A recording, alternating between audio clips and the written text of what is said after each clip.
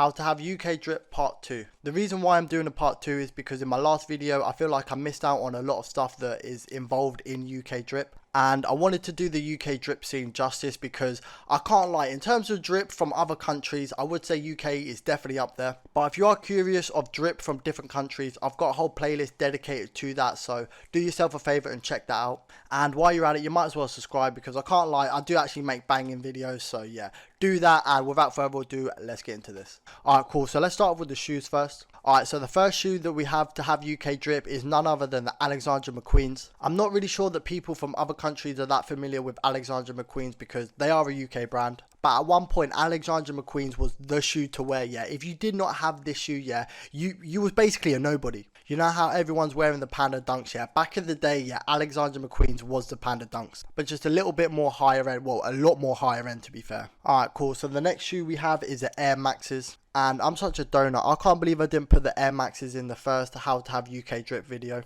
There are a lot of variations of the Air Maxes, but there's only really 3 Air Maxes that are considered UK drip.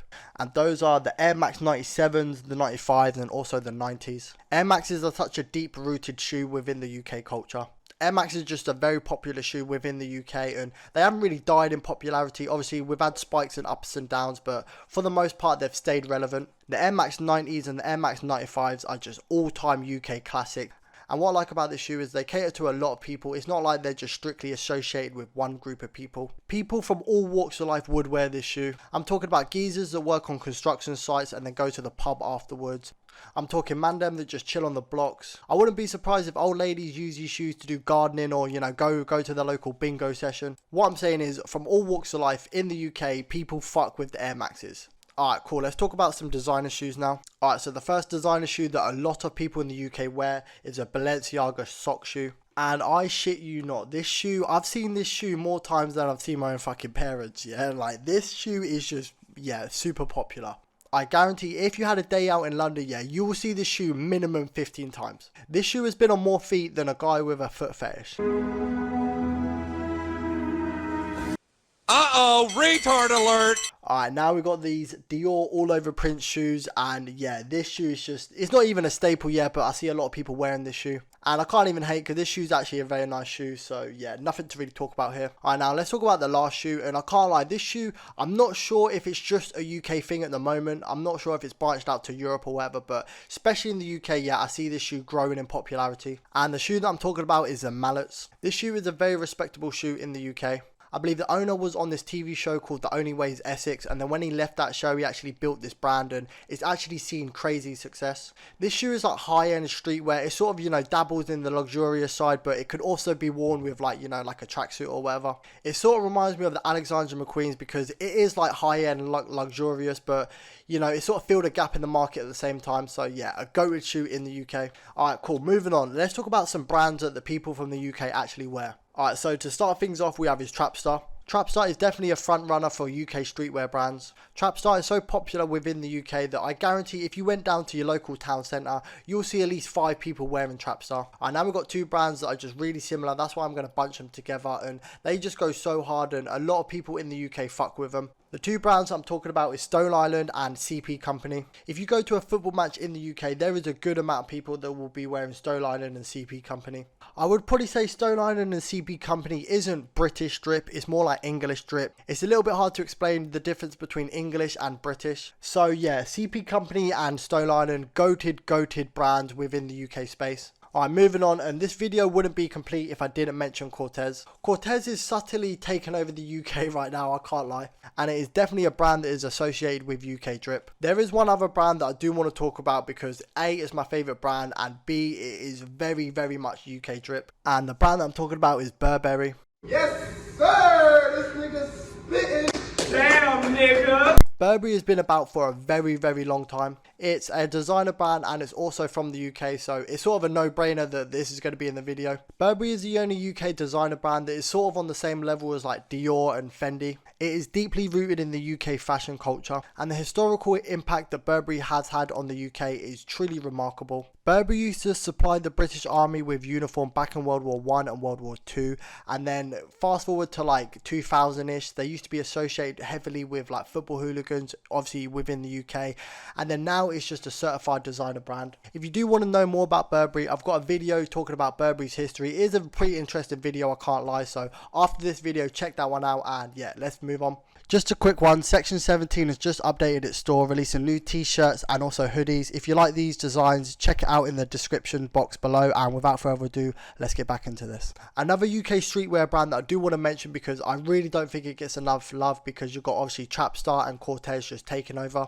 And the brand that I'm talking about is Palace. And Palace don't get enough respect than it should do, because it is such a serious brand. I believe it was one of the first UK streetwear brands as well. I would go so far as to say that Palace is the king of UK streetwear. Even comparing it to Trapstar, one of the biggest UK streetwear brands, is not really a comparison. I would say Trapstar is really big in the UK and also Europe. However, Palace is known worldwide, yeah, there is no debate about it. You've got Palace shops in like Tokyo, you've got Palace shops in America, obviously Europe and stuff, you know. It is super global. And they've also done more bits than Trapstar as well. I'm talking collaborations with Adidas, collaborations with Gucci, Ralph Lauren, Moschino as well, and yeah, like they have just been about basically. And yeah, Palace don't get enough love that it's supposed to, and yeah, I feel like that should change. But without further ado, let's move on.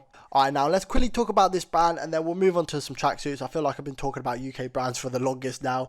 But Hoodrich, yeah, Hoodrich is not drip. I don't care what any of you say, yeah. If you think Hoodrich is drip, yeah, you are a certified drip. That ain't even a conversation or even a discussion, yeah.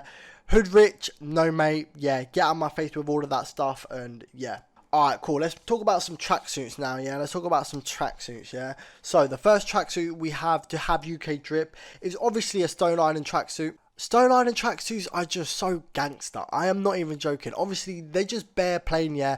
And then the standout piece, you've got the patch on the arm and then on the leg piece. Brazy as fuck. Another tracksuit that I see a lot of people in the UK wear is Armani tracksuits. Armani's calm. I wouldn't say it's, you know, predominantly UK people that wear it, but I do see it about. Alright, now this next tracksuit, it's not really UK drip, but you know, back in the day, everyone used to have this tracksuit, and I'm talking about the Gym King tracksuit. And this was one of the first tracksuits that you can wear, you know, go into the gym, or you can wear it out on a date or whatever, you know. It has multiple uses, and yeah, a very calm tracksuit. Also, PSG tracksuits. I've seen that tracksuit more times than I should have. But what I'm a bit confused about is, obviously, UK is a football nation. We absolutely love our football, but I don't really see a lot of people wearing football tracksuits like that, apart from the PSG one. We have big clubs like Arsenal, Man United, Man City, you know, Chelsea, but I don't really see a lot of people rocking their tracksuits. I don't know why they don't, but I feel like that should change. That being said though, they might not wear the tracksuits, but they definitely wear the football t-shirts. And if you think that people from the UK only wear English football teams, you are completely wrong.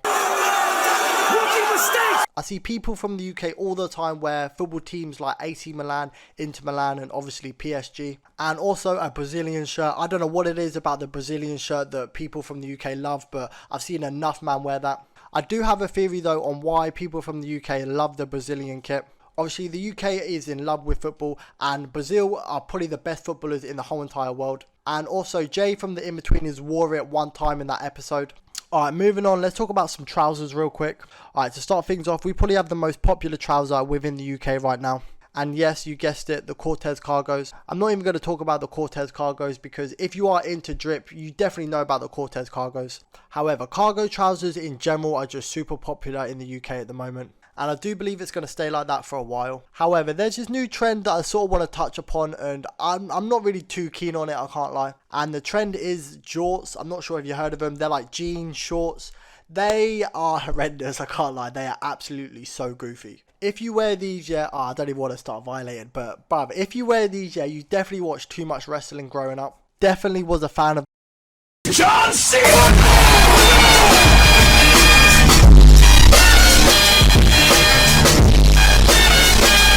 Probably have his fucking poster in his room or something. Yeah, jorts, they are not it.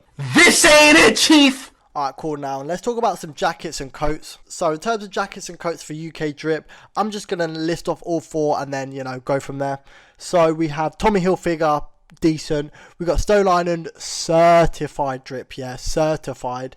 CP Company also certified, and Moose Knuckle bad boy. And also I forgot to mention the CP Company goggle hat. Yeah, that was such a staple back in the day for UK drip. But yeah, I think I went over everything in this video. If you did like this video, please leave a like, a comment, and also subscribe. And until next time, I'm out.